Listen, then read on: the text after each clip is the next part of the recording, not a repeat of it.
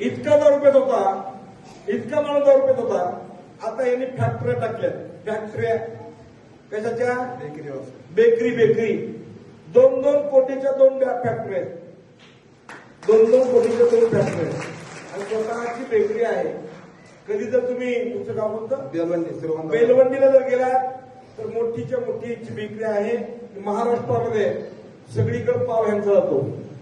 पाव जातो, खारे जाते, ठोस जाते. तुम्ही जर ठोस खायला तर म्हणायचं ही बेलवंडीच्या आपला भक्ताचा ठोस आहे काय की, तरच आहे काय की, तरच आहे काय की. आणि ह्याच्याशिवाय एवढी मोठी फॅक्टरी नगर जिल्ह्यामध्ये, एवढी मोठी फॅक्टरी कोणाचीच नाही. मला सांगा किती अवघड होतं, कसं झालंय. अक्षरशः इकडे यायला पैसे नव्हते. मला तरी अनुभव सांगताना सांगितलेलं याच्या अगोदर की इकडे यायला पैसे नव्हते. पण आज हा माणूस 4 कोटीच्या फॅक्टरीचा मालक आहे. चांगलं झालं का वाईट झालंय?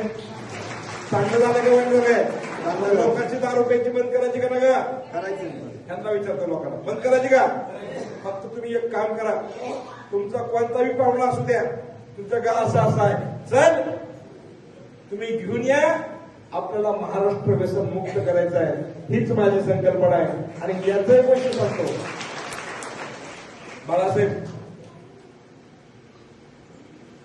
माझे आतापर्यंत महाराष्ट्रामध्ये लाखो नाही कोटीवधी भक्त आहेत.